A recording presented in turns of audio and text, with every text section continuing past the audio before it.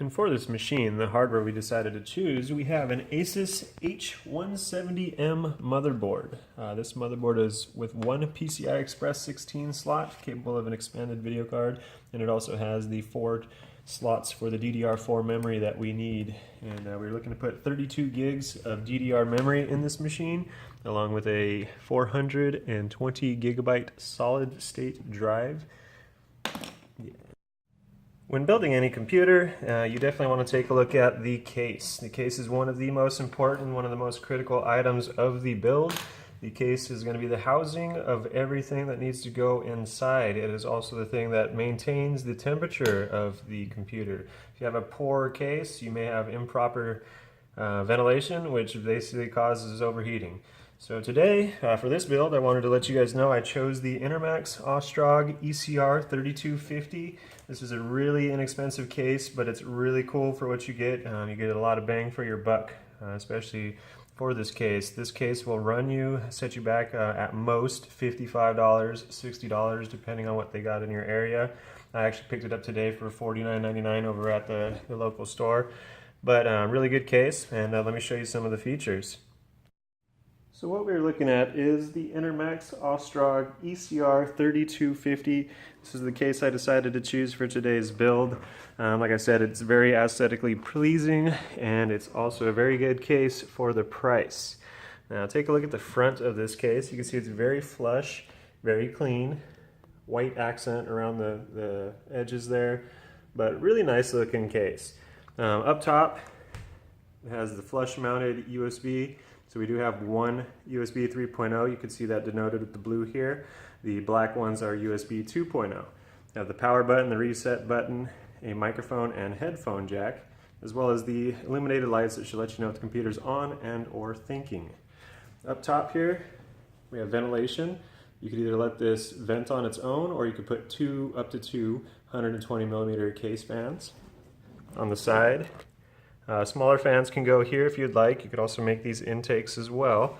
And looking at this, we have a plexiglass on the inside, nice film to protect it. And what they did with this case, if you look on the back, is for the gaming enthusiasts and everything, you can see that we do have 2 little rubber grommets here. This is in case you want to put in a water cooling system and have an external reservoir for your water cooling. Give me 1 second here. Looking up top, you could go right here and here. These are typically going to be thumb screws. They made it real easy to be a toolless system on this case. They give you a cool little handle here to be able to pull, pop off. Looking inside, there's enough space underneath. You can see the legs are tall enough that here you have a vent for the power supply. This actually has the power supply coming in at the bottom of the case. This is becoming more common on towers due to the fact, like, weight and everything. It's easier to center the weight if you have the heavier items down below, and also for ventilation. You could quickly intake some air and then quickly exhaust it out the back without interfering with any of your components up above. This case does come with one fan. It's an Interflow 120 millimeter fan in the back. Really quiet, really good bearings on it. You can see this is an ATX form factor, so you could put a pretty good sized motherboard in here. We do have the room here for the drive bays. You could put Blu-ray, DVD, any optical drive you want, any expansion slots or card readers or anything you want to put in there. Floppy drive just in case. I mean, nobody uses those anymore, but you could also put solid state drives down here because it's small enough. Hard drives and more hard drives. We do have a removable hard drive rack. You pull a little button after getting the screws out, and you're able to slide this rack out and install some hard drives in there. Or you can put additional hard drives down below. These come in and out real quick with the snap, and you put them real back in with the snap. Basically unsnap them on both sides, slide your drive right in, snap it back in place, and your drive should be locked. All in all, like I said, it's a really good case. All the connections should be pretty straightforward. Doesn't look like we have really too many tiny ones. A lot of times the USB, you can see, yeah, the USB and hard drive LEDs, they come in little separate packages, about 2 pins. But we're not putting together USB pins one by one anymore, which is a good thing, especially when we start getting to the bigger pins here. But all in all, really good case. I do recommend it, and I'll continue following on as we get the hardware in here. Here we have the central nervous system for the computer. The Asus H170M Plus. Taking a look at this guy here, we have 4 DDR4 memory channels. We have the Intel i7-1151 chipset. Heat sinks for heat dissipation. Taking a look at the back control panel, we do have the 7.1 audio. We do have PS2 ports for old school support if you're still using those on the mouse and keyboard. We do have built-in graphics, although we are not going to be using them.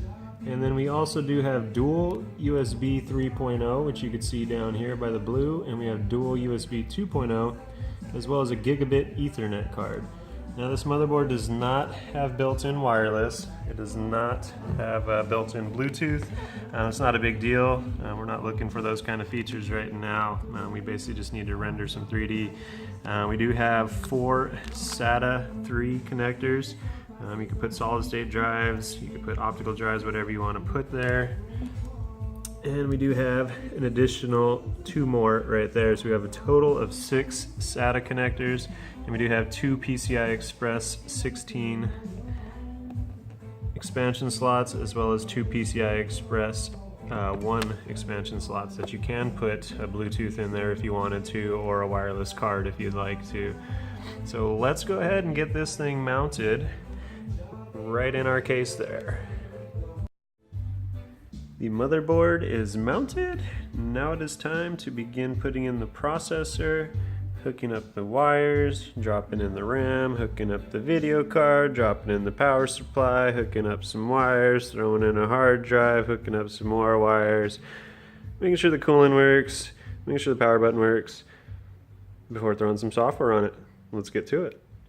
Okay, so here we got the motherboard mounted, and we also got the pre-wiring set up for all the case wiring, which is basically the USB 2.0 ports, USB 3.0 ports, the front HD audio, and we also have the power switch, reset switch, the lights, and this cute little thing which is good for diagnostic. That's the cute little piezo speaker, which should give you beep codes in case you have any issues. When wiring the exhaust fan here, I was able to kind of spiral it up here, and before plugging it into the chassis fan port. It does have room to expand to 1 more chassis fan, which is great, which we're not going to do right now, but we can do so later on. Next I'm going to talk to you about the RAM and processor before we slap those guys in and continue on. Alright, here we have the brains of the operation. This is an Intel 6th generation i7 processor. It's exactly the i7-6700. This thing clocks out at 3.4 gigahertz, and it brings some serious heat. With this package, we were able to get the OEM fan and heatsink. This heatsink does come pre with your thermal grease and everything, so no need to go buy any extra thermal grease. This fan and heatsink, whether people like it or not, it is sufficient enough to keep the system cool, unless you're in extreme desert heats or you're overclocking, things like that. But for your standard processing and standard operations, there's no need for anything other than the OEM fan and heatsink. For this machine, we decided to go with 32 gigs of DDR4 memory. Here we have the G-Skill Ripjaws. Now, G-Skill is a little bit newer to the game as far as memory is concerned. People are probably familiar with Corsair, Kingston, brands like that. But G-Skill, believe it or not, they're almost like the Hyundais. I mean, the Hyundais of the motor world, where if anybody knows Hyundais, they actually came up. They're really reliable and really good performance. So same thing with the G-Skill here. You get a lot of bang for your buck. There's a special back to school sale today, so that's the reason why I went with G-Skill. But I've used it in the past and definitely recommend it if the price is right. These are operating at 2666, so that's 2666 megahertz. DDR4, that's quad channel, so you'll be able to, when information hits it, it hits 2 chips at once. That's the whole DDR dual channel deal there. We'll get these installed, get these slapped in along with the processor that we described earlier, and let's get cracking. And on deck for our permanent storage, we have the Patriot Blast 480 gigabyte solid state SATA 3 hard drive. This thing has 2.5 inch form factor. As you can tell, really tiny, these solid state drives, guys, really tiny. This thing weighs dang near nothing as well. So this is going to be going in there, permanent storage, operating system, and everything like that. And this is going to be the key element that gets us booting in about 8 seconds. As far as optical drives are concerned, optical is kind of becoming obsolete. Everything's been going in the cloud now, ladies and gentlemen, so we don't even use these anymore to install the operating system. The only reason why this drive, it's a 24-speed DVD CD burner. Only reason why it's going in is because the client requests that they have some music CDs that they would still like to listen to. So we'll let that go in there, but really no need for these drives anymore. It's all going to the cloud as far as software downloads are concerned, and as far as operating systems are concerned, they're either pre-installed or you can now install them via memory cards, CF cards, or any other mountable drives. So we are going to go ahead and get these wired up here. Going to go ahead and put them up inside our case. Going to mount the solid state here. Should be able to fit. They don't really get too hot, which is good, so don't gotta worry too much about the heat. Optical drive going to go up top. We'll decide which one we want to put it in, and then we're going to wire the wires nice and clean right into our SATA connectors there.